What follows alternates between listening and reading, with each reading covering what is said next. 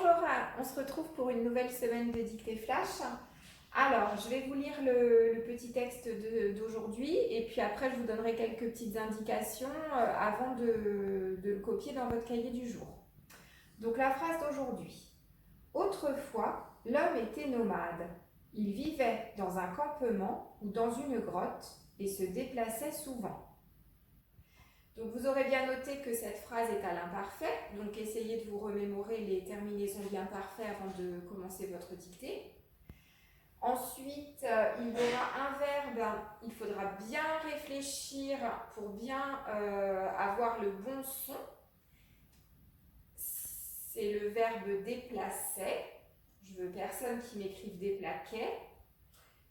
Voilà, et puis ensuite le reste, ce sont des petits mots qui sont assez faciles et pour la plupart dans la liste des mots à apprendre pour vendredi. Donc si vous faites des erreurs aujourd'hui, ça n'est pas très grave parce que je suppose que vous n'avez pas encore bien appris vos mots. Mais il faudra bien noter les mots sur lesquels vous faites des erreurs et bien vous entraîner à les écrire plusieurs fois pour les mémoriser. Alors c'est parti. Je rappelle qu'une phrase commence par une majuscule et se termine par un point. Première phrase. Autrefois, virgule, autrefois, virgule, l'homme était nomade, point.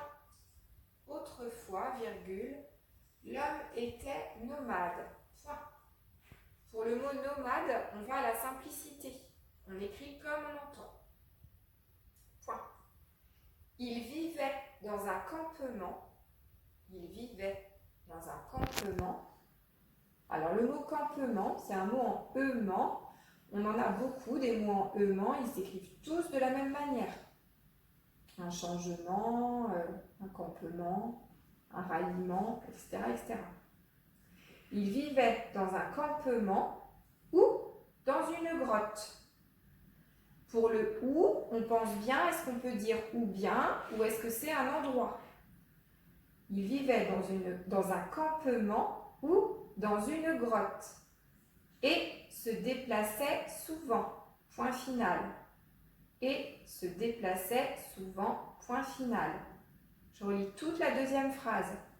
Il vivait dans un campement ou dans une grotte et se déplaçait souvent, point. Attention, pour chaque verbe conjugué, vous devez trouver le sujet en vous posant la question qui est-ce qui? Et si le sujet c'est un pronom personnel, il faut vous demander ce pronom personnel, il remplace qui? Pour enfin trouver de quelle personne il s'agit. Voilà, prenez bien le temps de relire et normalement il ne devrait pas y avoir d'erreur. C'est tout pour aujourd'hui.